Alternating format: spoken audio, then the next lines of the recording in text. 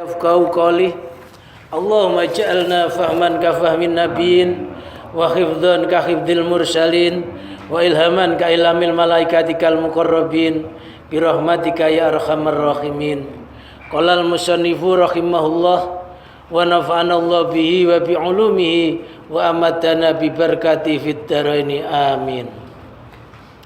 La tatlub iwadun ala amalin lasta lahu fa'ilan yakfi minal jazai laka alal amali angkana lahu qabilan.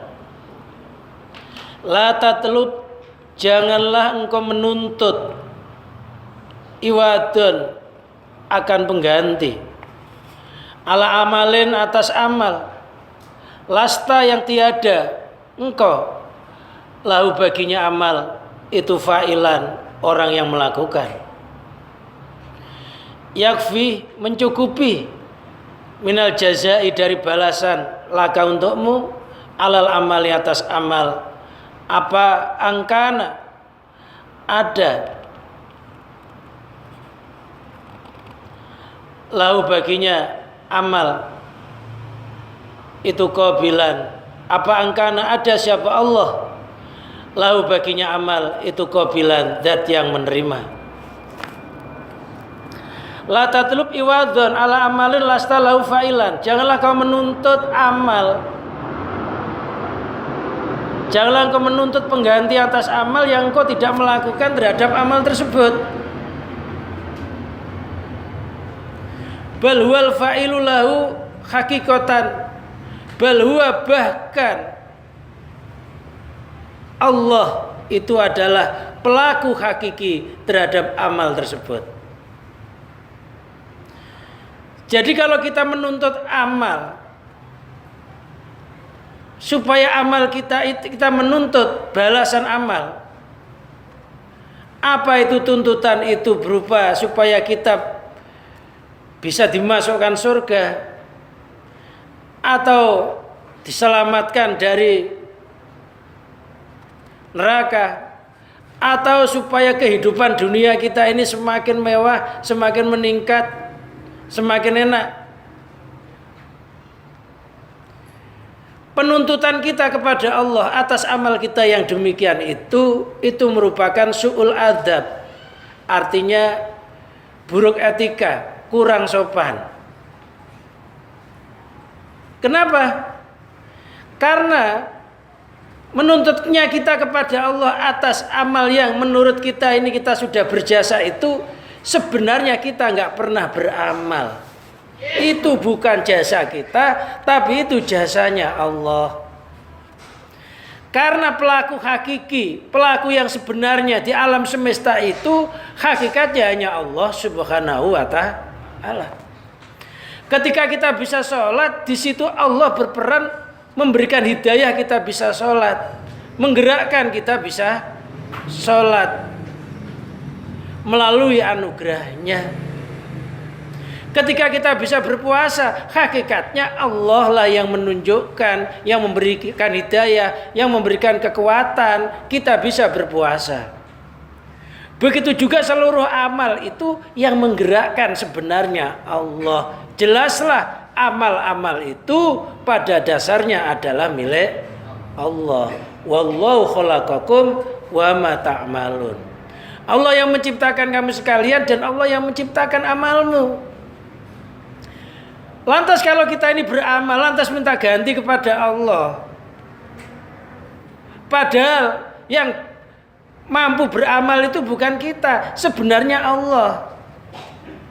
Bagi hamba yang tahu diri, paling enggak dia bersyukur kepada Allah. Olehnya Allah telah menggerakkan dirinya bisa beramal. Syukur alhamdulillah saya digerakkan bisa ngaji. Syukur alhamdulillah saya digerakkan bisa melakukan sholat 5 waktu. Walaupun ngelamun tapi Allah terus menerus menggerakkan saya bisa sholat. Tambah lagi dengan sholat sunnahnya, alhamdulillah ya Allah, Kau telah menggerakkan saya bisa sholat sunnah.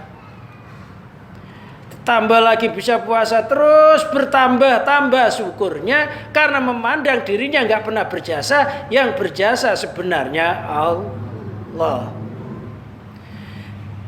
Jadi di dalam kederajatan ini paling tidak derajat kita ini jadilah orang yang ahli syukur terhadap anugerah karunia-Nya Allah, terutama nikmat sekarang kita masih dijadikan orang Islam. Nikmat sekarang kita masih diletakkan iman, masih percaya bahwa pelaku alam semesta ini, perawat alam semesta ini, pemilik alam semesta ini, Tuhan alam semesta ini hanya satu Allah. Karena ada orang yang oleh Allah memang hatinya dikosongkan, tidak punya kepercayaan begitu, sehingga mereka tersesat. Yang nyesatkan ya pada hakikatnya Allah melalui hawa nafsu, melalui setan.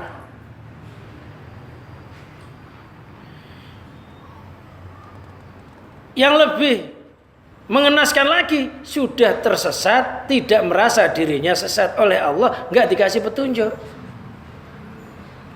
Semuanya orang pasti pernah sesat. Kullukum dzalun. Tiap-tiap kamu sekalian itu sesat. Kata Allah dalam hadis qudsi, illa manih tada itu, kecuali orang yang telah saya berikan hidayah. Kalau tanpa ada hidayah Allah, kita mesti tersesat. Karena hidayahnya Allah inilah kita bisa menikmati agama Islam, kita bisa yakin terhadap agama Islam. Ini karunia-Nya Allah yang besar. Jadi pandanglah yang menggerakkan kita bisa sholat itu Allah. Pandanglah ketika kita berpuasa, yang menggerakkan kita bisa berpuasa itu Allah. Ketika kita berwirid, pandanglah pelaku yang hakiki, pelaku sejati, itu sebenarnya yang menggerakkan kita bisa wirid itu ya Allah. Yang menggerakkan kita bisa wirid itu Allah. Jasad kita ya milik Allah, roh kita milik Allah, hidupnya milik Allah, buminya milik Allah, langitnya milik Allah. Punya apa kita kira-kira? Ketika kita berperan punya apa? Ternyata kita nggak memiliki apa-apa. Loh, orang yang nggak memiliki apa-apa itu nggak layak sampai menuntut kepada Allah akan jasanya. Nggak berjasa kok nuntut jasa.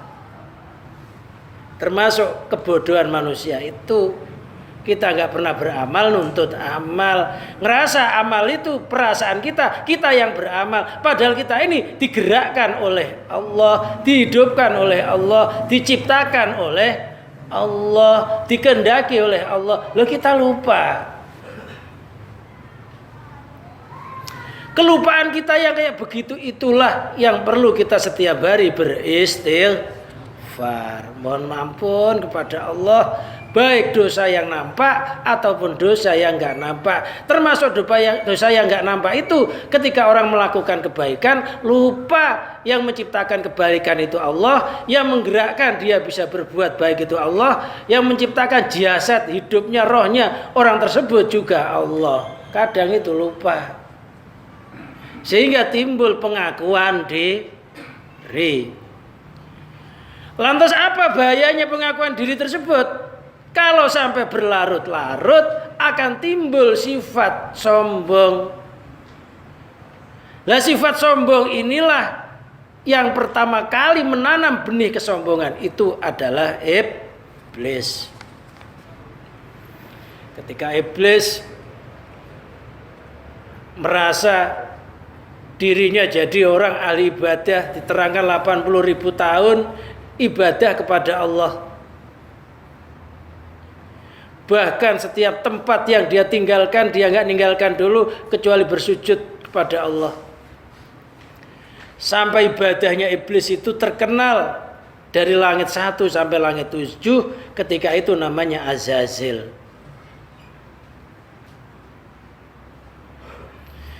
Tapi ketika Nabi Adam diciptakan, Azazil ini disuruh sujud penghormatan terhadap Nabi Adam, dia merasa dirinya lebih baik, lebih hebat, baik ibadahnya maupun unsur kejadiannya. Timbul sifat sombong, akhirnya nggak mau hormat. Apa kata iblis? Khalaqtani min nar wa khalaqtahu min tin. Kau ciptakan saya dari saripati api, Adam kau ciptakan dari tanah. Bagaimana api sujud sama tanah? Api itu sifatnya meninggi, tanah sifatnya menurun. Bagaimana sesuatu yang punya sifat meninggi bisa tunduk dengan sesuatu yang punya sifat menurun? Merasa lebih hebat. Kesombongan iblis ini kepada Nabi Adam sesama makhluk itu mengakibatkan iblis diusir dari surga. Padahal sombong sesama makhluk. Loh, kadangkala kita malah merebut sifat-sifatnya Allah. Yang melakukan Allah, kita akui yang lakukan kita. Yang berjasa Allah, kita akui yang berjasa kita. Bukankah itu kesombongan yang melebihi iblis sebenarnya? Iblis hanya sombong sama Adam. Loh, kita ini malah ngerebut sifatnya Allah, ngerebut jasanya Allah, diaku jasa kita. Nah, makanya itu namanya dosa-dosa batin kita itu kayak begitu itu. Tapi iblis itu diusir karena satu, punya sifat sombong. Yang kedua, karena tidak hormat. Tarkul hurmah. Makanya dosa kayak apa? Asal unsurnya itu masih menghormati dan tidak sombong, maka ada harapan ampunan. Orang nggak puasa, tapi dia nggak hormat, sengaja mempertontonkan dia tidak puasanya di depan orang, maka orang itu menjadi jahid, artinya menentang agama. Kalau terus menerus orang itu jadi kufur. Makanya orang jadi kafir sebab tidak menghormati, dan orang tidak menjadi kafir akibat melakukan kemaksiatan. Maksiat yang besar tidak menjadikan orang itu kafir, tapi tidak hormat bisa menjadikan orang itu kafir, karena orang yang gak hormat itu termasuk orang yang menantang agama, dalam bahasa Arab jahid. Jadi kalau kita nggak puasa, ya udah sembunyi, hormati orang yang berpuasa. Jangan malah menyombongkan diri. Kalau saya nggak puasa juga nggak apa-apa. Itu namanya jahid. Secara ilmu fikih, orang yang begitu itu kalau nggak taubat sebelum mati tetap begitu, jenazahnya nggak boleh disolati. Karena mati dalam kondisi kufur. Nggak boleh disolati si jahid itu. Karena itu orang yang menentang agama, nggak hormat. Nggak puasa silahkan, umpamanya nggak kuat bener, tapi jangan menantang, jangan tidak hormat. Ada orang buka warung, ya silahkanlah, ya sebenarnya ya nggak boleh, tapi dengan hormatnya itu ditutupi lokasinya itu, paling nggak dia sudah hormat. Tapi kalau dibuka biar nampak sengaja menentang agama, menentang agama, itu namanya jahid. Kalau dalam aturan fikih, si jahid ini termasuk dihukumi orang kufur.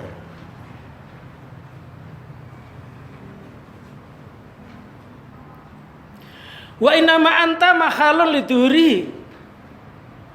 Sesungguhnya engkau itu hanya tempat untuk menampakkan kebesarannya Allah. Kita itu ibaratnya apa? Ibaratnya wayang yang sebenarnya seluruh gerakannya itu berada di kekuasaan tangan dalam. Qur'annya mengatakan ya tullah fauqa aidihim. Kekuasaan Allah yang diserupakan bagikan satu tangan di atas beberapa kekuasaan tangan-tangan makhluk. Maksudnya kekuasaan yang diserupakan beberapa tangan. Kita kuasa kayak apa? Hebat kayak apa? Pinter kayak apa, alim kayak apa, rajin kayak apa. Ini hanya dalam satu genggaman kekuasaan Allah yang diserupakan bagaikan tangan.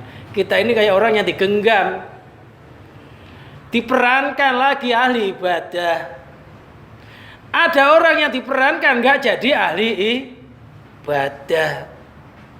Ketika kita melihat orang yang enggak ahli ibadah dan kita ketika itu ibadah, paling enggak kita bersyukur kepada Allah, ya Allah, alhamdulillah di hari ini Kau telah menggenggam saya dalam kondisi beribadah. Ya Allah, lindungilah saya, jangan sampai Kau perankan saya menjadi orang-orang yang tidak ahli ibadah. Jadi melihat, karena makhluk itu penggeraknya satu, pelakunya pada hakikatnya satu. Ketika kita oleh Allah jadikan tempat nampaknya kebesarannya Allah melalui hidayahnya, bersyukur. Jadi kalau kita ini lagi ibadah, ini kita lagi menjadi tempat asma Allah Al-Hadi, Allah yang memberikan hidayah, bukan kita.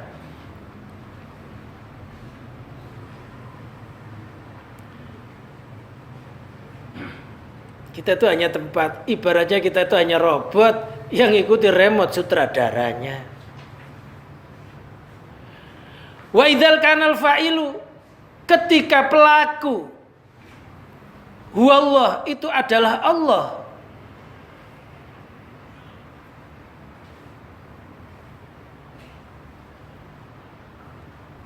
fa kaifa tatlubu antal jazaa alai, bagaimana kamu kok menuntut balasan kepada Allah atas amal? Oh, yang lakukan itu Allah, kok kita yang minta upah kepada Allah? Lo kok aneh, ya kan ya?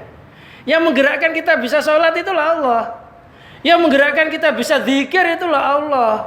Kok kita malah nuntut kepada Allah? Mestinya bagaimana? Mestinya bersyukur kepada Allah, karena Allah telah menggerakkan saya bisa sholat, saya diletakkan sebagai kehambaan, diletakkan sebagai hamba, yaitu melakukan tugasnya, yaitu beribadah. Lo yang melakukan Allah, kok kita nuntut kepada Allah minta upah?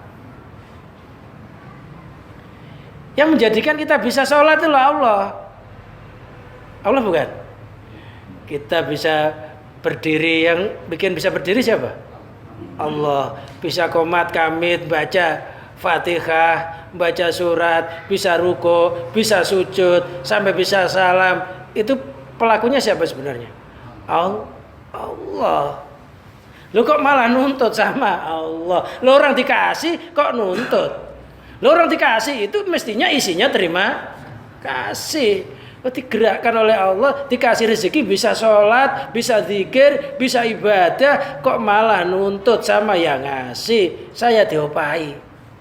Ini namanya orang dikasih minta hadiah. Ini namanya orang nggak tahu diri. Udah dikasih minta hadiah, merasa apa yang diberikan itu miliknya. Loh, padahal di dalam mukadimahnya sholat ya sudah disinggung. Sudah disinggung belum? Inna sholati, sesungguhnya sholatku, wa nusuki, ibadahku, wa mahyaya, hidupku, wa mamati, matiku, lillahi, milik Allah atau karena Allah. Ya sudah ngomong.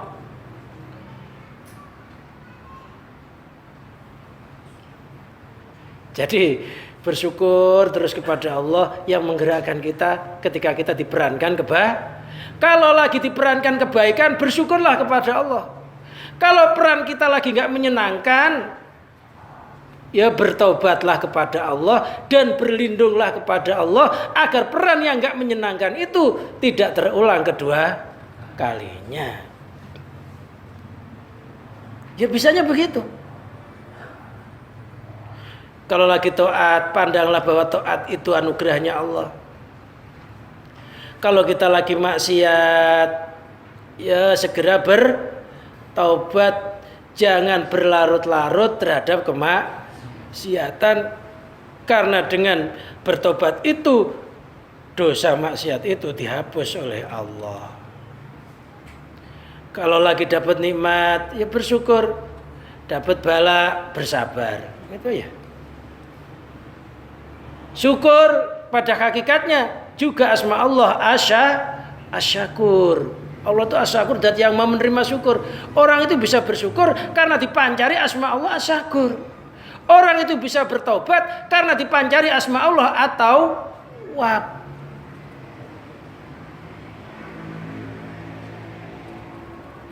Sebenarnya kita nggak pernah bisa apa-apa. Yang berperan itu sebenarnya dalang hakiki atau pelaku hakiki. Kalau bahasa Arab namanya fa'il hakiki. Intinya kita ini harus senantiasa merasa la fa'ila illallah. Enggak ada pelaku hakiki di alam semesta ini kecuali Allah. Jangan lupa nanti dirinya merasa yang menggerakkan Allah, sedangkan orang lain bukan. Salah juga. Orang lain itu dalangnya juga satu, Allah pelakunya. Dan jangan lupa pula melihat burung terbang itu pelakunya juga Allah. Sampai binatang-binatang, sampai apapun yang kita lihat itu jangan sampai hatinya itu pelakunya bukan Allah. Nanti kita aja sendiri, yang lainnya bukan takutnya. Jadi Allah itu pelaku hakiki seluruh makhluknya. Bahkan malaikat itu yang menggerakkan juga Allah. Setan yang menggerakkan juga Allah. Hanya saja setan itu perannya disesatkan. Nah, kita ini bersyukur karena diperankan kebaikan. Nah, kalau peran nggak boleh sombong. Sombong sampai merasa memiliki seolah-olah ini saya yang punya. Jangan. Karena kita nggak tahu, takutnya nanti kita juga diperankan maksiat, ya kan ya? Kita diperankan taat, suatu saat juga diterankan maksiat. Makanya nggak boleh bangga. Karena bisa jadi kita taat, nanti jadi maksiat. Bisa jadi yang kita hina, orang ahli maksiat itu berubah menjadi ahli taat. Wa tilkal ayamu nudawiluha, kata Allah, di hari-hari itu akan kujadikan gilir berganti. Kita pernah ngelihat orang rajin ibadahnya dulu. Ketika tahun sekarang tiba-tiba hilang. Ya.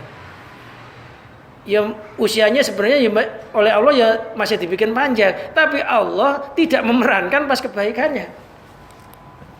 Loh, kita ini bersyukur kepada Allah. Setiap habis ngaji mudah-mudahan saya bisa ngaji lagi. Habis sholat bersyukur kepada Allah, mudah-mudahan Allah menggerakkan kita bisa sholat kembali. Nikmatnya enggak dicabut. Jadi jangan bangga. Karena bisa juga kita ini akan mendapat giliran. Tapi kita berlindung dari peran-peran yang tidak diridhoi oleh Allah. Bisanya berlindung aja.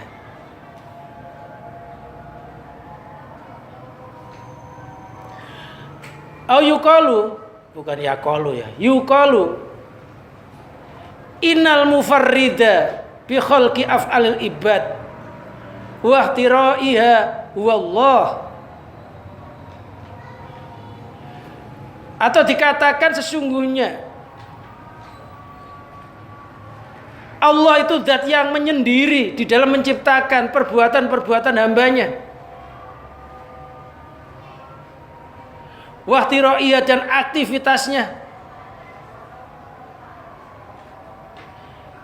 Sesungguhnya Allah zat yang menyendiri di dalam menciptakan perbuatan hambanya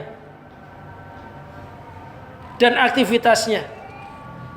Walaisa lil abdi illa mujarradul kasbi. Tiada bagi hamba itu hanya pelaku saja, hanya istilahnya hanya bonekanya saja.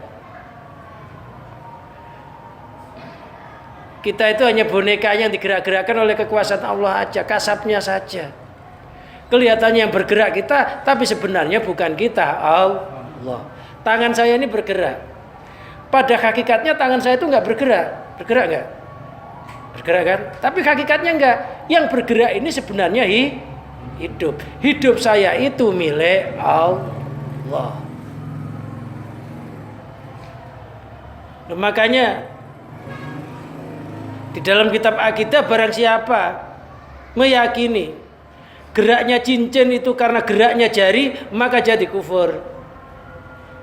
Saya punya cincin, saya gerak-gerakkan, saya yakin geraknya cincin itu karena jari, maka jadi kufur.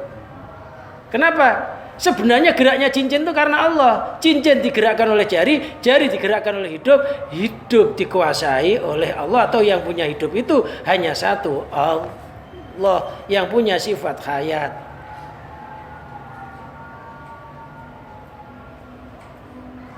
Ya kita itu hanya pemain yang ada di panggung, sutradara. Seluruh gerakannya sudah diprogram oleh sutradara. Kira-kira kalau ada pemain sinetron, dia habis berperan, kira-kira saling ngejek nggak? Wah hebat saya jadi jagoannya. Lalu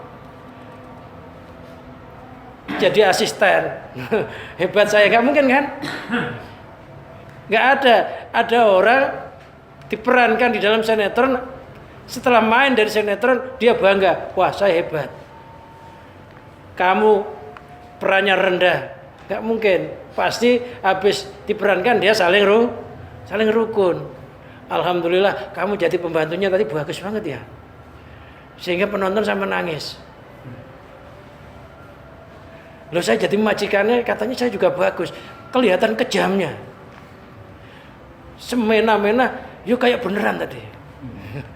Semuanya bersyukur akhirnya. Yang jadi majikannya berperan, memang perannya itu majikannya jahat, bisa kayak jahat beneran.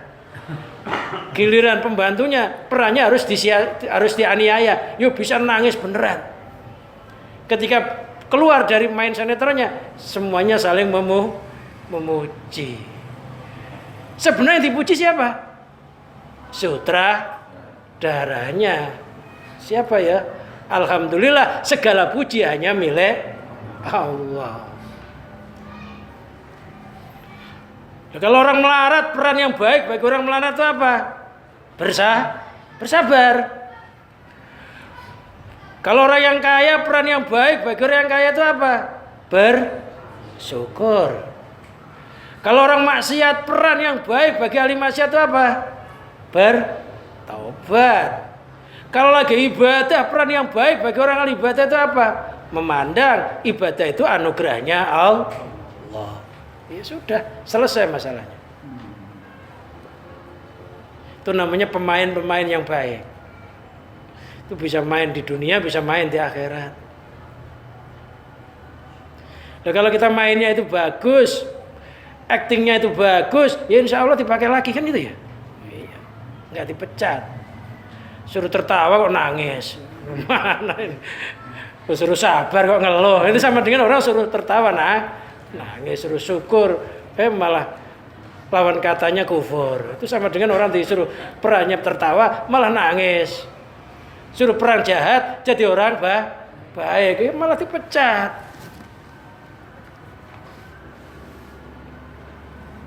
Ikuti aja.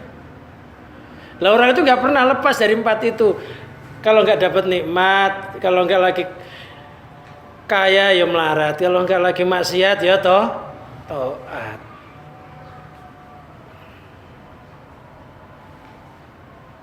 Fa kaifa yatlubul jazaa amalin laisa mansuban ilaihi ila bitarikil kasbi. Bagaimana seseorang itu menuntut suatu balasan atas amal laisa mansuban ilaihi, yang amal itu memang nggak dibangsakan kepada dirinya, memang dirinya nggak pernah punya amal itu. Ila bitarikil kasbi, ya kecuali hanya jalan kasab, jalan usaha aja, jalan istilahnya kita loh yang beramal itu. Istilahnya yang ahli sedekah itu kita. Istilahnya yang ahli zikir itu kita, yang ahli sholat itu kita. Tapi sebenarnya yang ahli itu adalah Allah yang memiliki kita itu. Yang memiliki kita itu, yang memiliki jasadnya, yang memiliki hidupnya, yang memiliki rohnya, yang memiliki rezekinya. Loh, ngaji yang begini ini namanya ngaji belajar melarat. Kalau ngaji tauhid itu ngaji malah pengen melarat. Kalau ngaji syariat malah pengen kaya. Ijazahnya ya ditanya dulu, ini kira-kira bisa berapa ya saya bisa sukses kalau baca ini. Kira-kira saya bisa kaya kalau wirid ini berapa bulan ya. Loh ini ngaji, ini malah ngaji tauhid itu malah pengen jadi orang yang melarat. Hatinya merasa melarat, semuanya milik Allah. Loh kalau semuanya milik Allah, ya sudah isinya hasbiyallah wa ni'mal wakil, ni'mal maula wa ni'man nasir. Artinya orang itu cukup kepada selain Allah, hanya butuh kepada Allah. Jadi memang harus melarat. Nanti kalau kita nggak belajar melarat, nanti ditanyai. Punya motor, ditanyai motornya buat apa. Punya mobil, mobilnya ditanyai buat apa. Punya anak, anaknya sudah dididik belum. Tapi kalau sekarang udah kita kembalikan kepada Allah, semuanya milik Allah, secara syariatnya ya sudah kita hati-hati, ya sudah nggak ditanyai, mau nggak punya. Ditanyai motornya sudah merasa milik Allah, ya nggak dihisab, nggak punya. Yang dihisab itu yang merasa punya. Akhirnya oleh Allah dibebani tanggung jawab. Sekarang ini kita sudah harus melepas semuanya hanya milik Allah. Secara syariatnya ya kita lakukan sebagaimana mestinya. Di alam kubur ditanyai, man rabbuka, siapa Tuhanmu? Gimana jawabnya? Saya nggak punya Tuhan. Loh, kamu nggak punya Tuhan? Loh, saya nggak pernah bikin Tuhan. Bahkan saya ini dibikin oleh Tuhan. Malaikatnya bingung ya. Ini ngaji di mana ini kok gendeng gitu.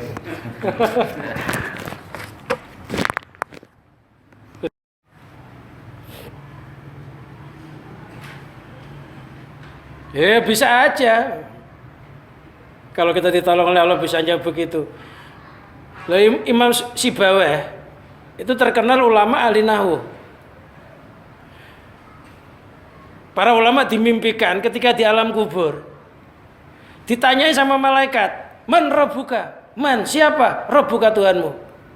Kata Imam Sibawayh jawab, malaikat, yang kamu tanyakan man, itu man mausul, apa man istifham?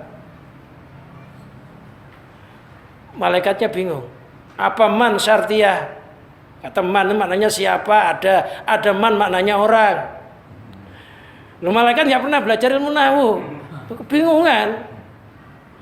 Ya, akhirnya ujung-ujungnya Imam Sibawayh dibebaskan dari pertanyaan kubur gara-gara nanya man rabbuka. Kata-kata man itu untuk pertanyaan, apa untuk syarat, apa untuk mausul.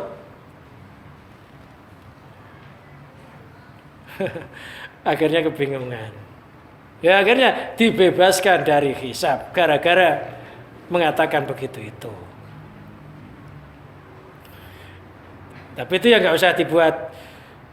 Nanti dikatai tanya nggak punya Tuhan, nanti disampaikan orang yang nggak usah, ini khusus kita aja. Nanti dikiranya PKI lagi. Ya sebenarnya kita kan nggak pernah punya Tuhan, tapi kita ini dipunyai Tuhan. Kita punya Tuhan apa dipunyai Tuhan? Maknanya punya Tuhan itu sebenarnya dipunyai Tuhan. Kebalikannya maknanya. Kalau kita punya Tuhan kapan bikinnya? Orang Hindu gitu kan bikin roti buat Tuhannya gitu ya. Enggak, kita nggak pernah bikin.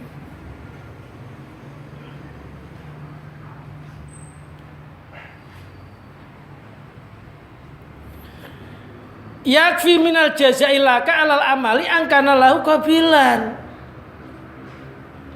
Yakfi mencukupi sebagai balasan laka untukmu minal jazailaka alal amali atas amal angkana lahu qabilan. Mencukupi Allah menerima terhadap amalnya. Jadi kita itu cukuplah amal kita itu diterima oleh Allah itu sudah alhamdulillah. Mau dibalas ya urusan Allah, nggak dibalas ya urusan Allah, nggak perlu kita nuntut karena memang bukan milik kita. Allah nerima amal kita itu sudah cukup. Sesuatu yang bukan milik kita dan yang melakukan bukan kita itu diterima aja sudah alhamdulillah. Aku buluh artinya menerimanya Allah lalu kepada amal. Wal muradu bi adamu muakhadati. Yang dimaksud ini adalah tidak adanya menyiksanya Allah atasmu. Ya pokoknya kita nggak dimasukkan neraka itu loh sudah alhamdulillah. Nggak usah nuntut surga. Pokoknya nggak dimasukkan neraka alhamdulillah. Loh, kalau nggak masuk neraka ya mesti masuk surga mananya gitulah. Kayak Abu Nawas itu.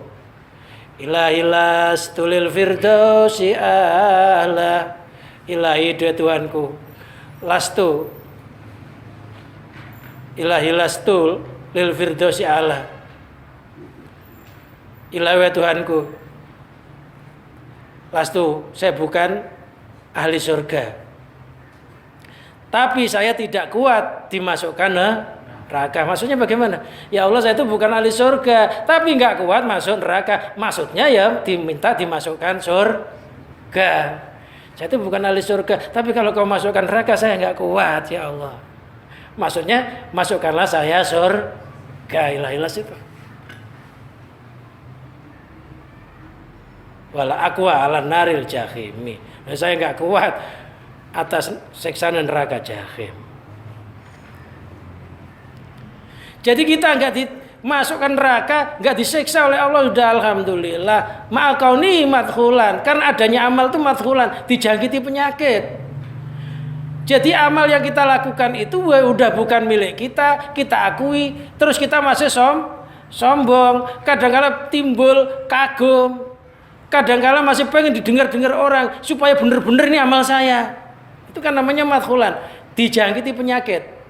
Sudah bukan miliknya, diaku-aku terus disombong-sombongkan, terus kagum bahwa ini milik saya. Kadang-kadang pengen didengar orang supaya orang saling nyanjung. Itu namanya madkhulan. Jadi sudah bukan milik kita, kita akui, lantas kita sombongkan. Loh, orang yang beramal kayak begitu itu amalnya diterima oleh Allah. Orang itu nggak dimasukkan neraka tuh loh, sudah bersyukur. Karena kita itu kan banyak cacatnya amal kita ini. Sebenarnya bukan amal kita akui amal kita sehingga kita sombong, ya kan? Sehingga kita pengen disanjung orang, sehingga kita pengen didengar amal kita, padahal bukan milik kita. Loh, amal yang terjangkit penyakit yang begitu itu loh, Allah nerima, kita nggak dimasukkan neraka, sudah alhamdulillah.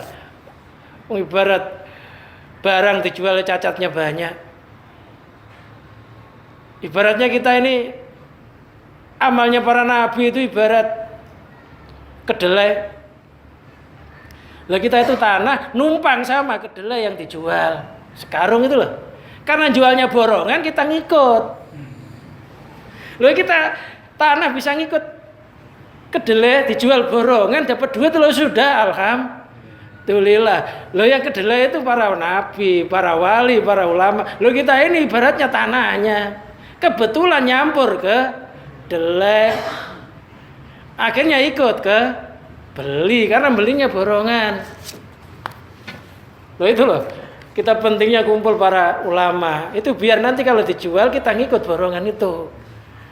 Akhirnya tanah-tanahnya ikut kebeli. Tapi kalau tanah aja dijual, niatnya jual kedelai, dibeli nggak?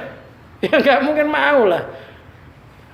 Lo sampai batu kecil kerikil itu loh, pasir itu loh, kalau ngikut beras ya dijual yang ngikut kebeli ya, ngikut nggak? Ya kebeli.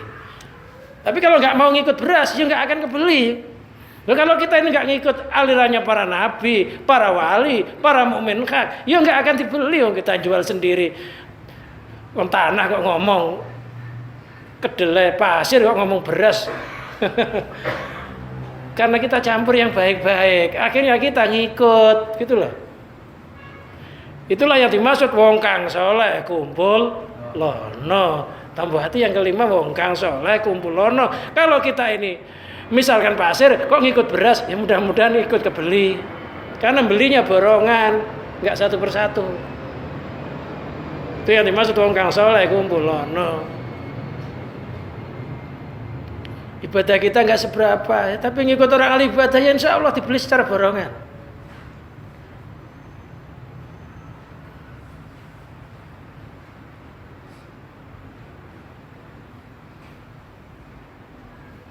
Kita itu punya keluputan yang banyak umpamanya. Tapi kesalahan kita itu banyak. Sebenarnya orang itu jengkel sama kita.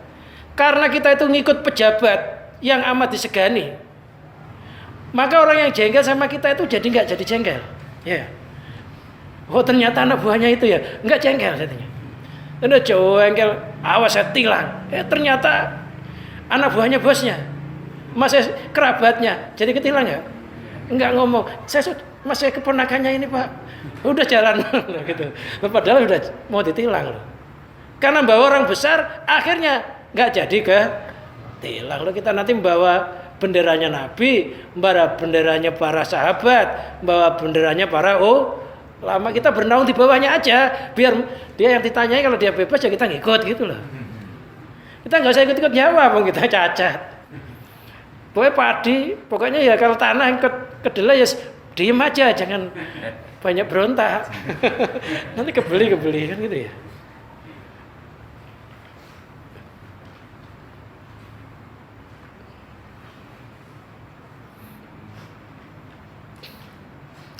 Labi kosdika, bukan dengan tujuanmu bi, dengannya amal tolak basawabi, dengan mencari pahala. Jadi amal kita itu banyak cacatnya, maka nggak layak kita bertujuan untuk mencari pahala. Tapi pandanglah amal yang kita lakukan itu hanya semata-mata pertolongannya Allah. Tanpa Allah kita nggak akan bisa. Maka bersyukurlah kepada Allah yang telah menolong terhadap kita bisa melakukan amal-amal tersebut.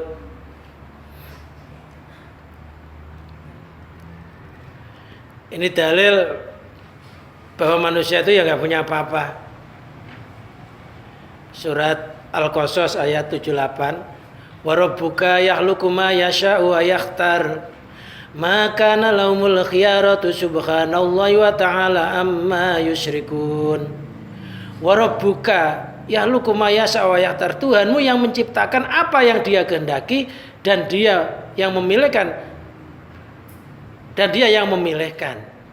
Jadi yang menciptakan kita itu adalah Allah, yang menghendaki juga Allah, yang memilihkan juga Allah.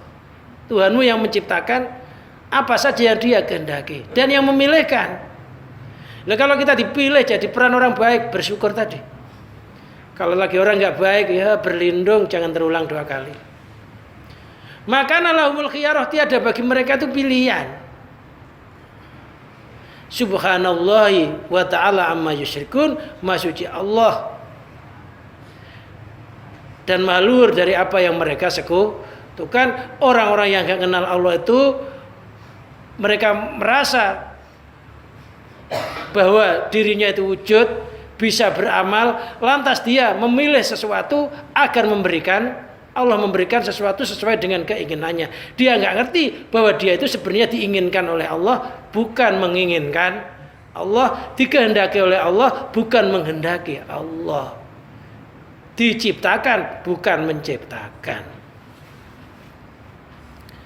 Selanjutnya, wa ma tasa'una illa yasha'allahu rabbul alamin. Wa ma tasa'una, tiada kamu sekalian berkehendak illa yasha'allah, kecuali Allah yang berkehendak, Rabbul Alamin, Tuhan semesta alam. Makanya dikatakan Masya Allah, artinya apa? Segala sesuatu kehendak Allah, bukan kehendak saya. Itu ucapan yang sudah sering. Wa ma qadarullah haqqa qadrih. Surat Al-An'am ayat 91. Dan mereka tidak menghormati Allah dengan penghormatan yang semestinya.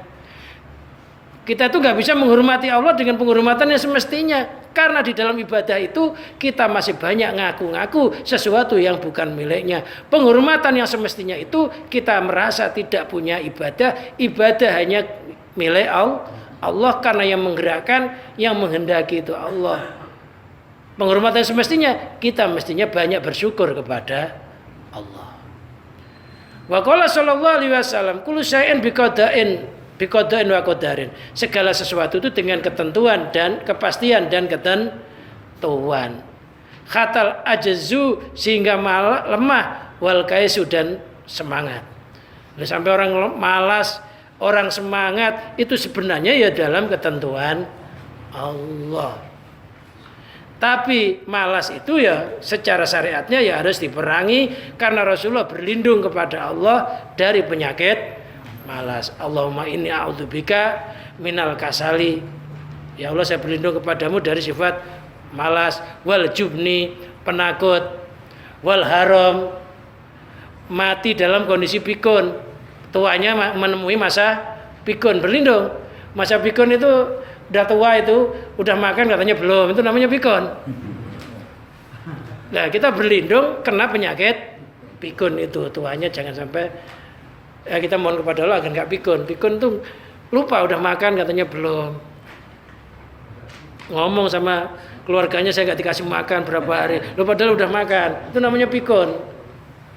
Lah, Rasulullah berlindung dari haram. Wa ghalabatid dain. Berlindung dari terlilit hutang. Hutang itu ya walaupun ketentuan Allah, kita disuruh berlindung biar perannya bukan orang yang tertimpa hutang tapi yang ngutangi itulah. Ya, palingnya kan gitu ya. Wa ghalabatir rijal. Dikalahkannya sifat kelaki-lakian. Jadi laki-laki yang lemah itu ya berlindung.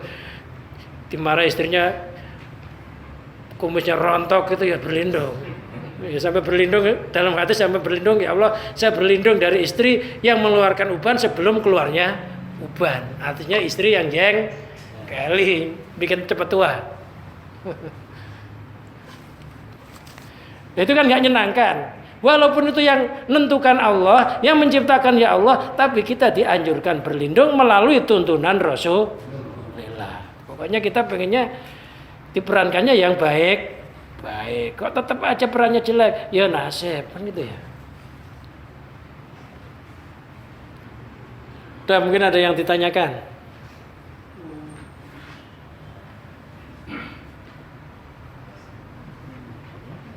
Apa kira-kira? Pengen jadi peran apa ini? Iya. Waalaikumsalam warahmatullahi wabarakatuh. Setan itu kan telah berkhianat pada Allah. Selama ini masih beribadah kepada Allah. Gimana? Setan kan pernah menantang Allah dalam berkhianat. Iya. Dan selama itu kan dia pernah beribadah berapa puluh tahun yang lalu sudah beribadah. Iya. Sampai sekarang setan itu masih beribadah sama Allah. Setan itu dilaknati oleh Allah. Jadi ibadahnya itu ditolak oleh Allah gara-gara penyakit sombong itu yang ribuan tahun itu. Iya.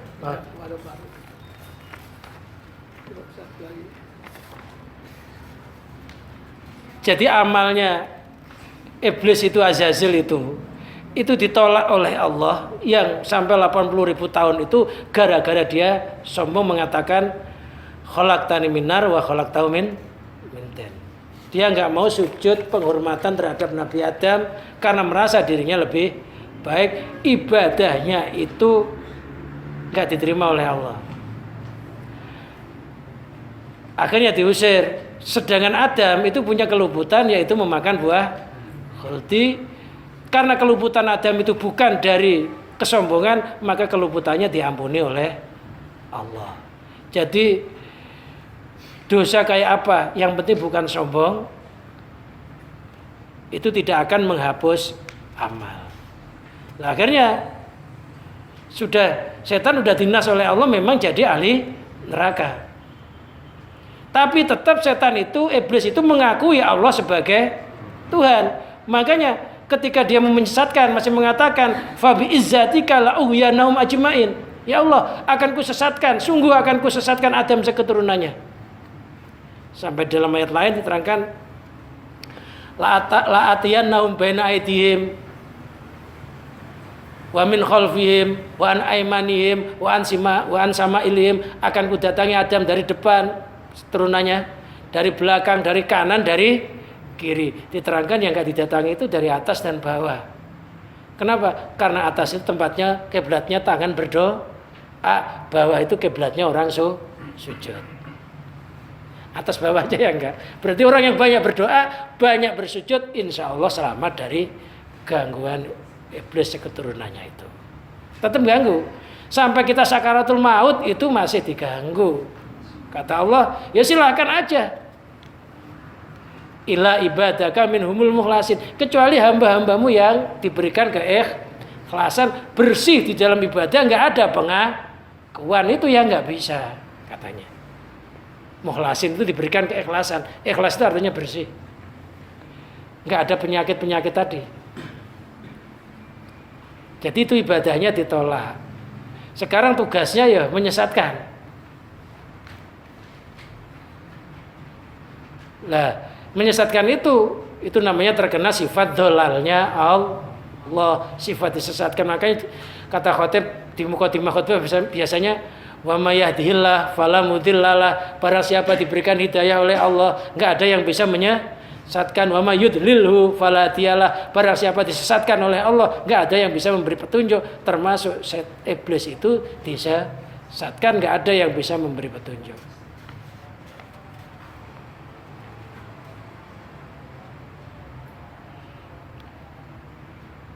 Tapi jangan lupa, karena memang iblis itu dulu, Azazel itu orang yang ahli ibadah, pinter keilmuan agama, ya jelas pinter. Maka jangan lupa dia juga bisa. Makanya ada orang kesurupan, fasih olehnya baca ayat kursi, padahal dia nggak bisa ngaji, ada nggak? Ada yang bisa baca Yasin. Ya nggak heran. Bongkongnya iblis itu memang orang, mantannya orang ahli ibadah, bukan mantan NO. Mantannya orang ahli ibadah. Ya nggak heran, ada yang sampai begitu. Nah pengikutnya iblis itu termasuk bangsa jin. Jin itu dibagi dua, ada jin muslim, ada jin kafir. Nah yang jin muslim itu nanti masih ada harapan masuk surga. Yang jin kafir itu yang enggak. Jadi dibagi dua, ada jin muslim, ada jin kafir. Sampai kita sakaratul maut masih diganggu. Memang dia tugasnya. Dia nggak rela karena dia diusir dari surga itu gara-gara Adam diciptakan itu dendam. Maka dikatakan inna syaitana aduwwum mubin, sesungguhnya setan itu musuh yang nyata. Tapi nggak perlu diperangi. Setan itu musuh yang nyata, nggak perlu diperangi. Kenapa? Karena kita nggak bisa melihat setan. Setan bisa melihat kita. Di mana saja kita berada kita bisa diintai. Ngaji gini bisa disusupi, mata jadi ngantuk. Gitu.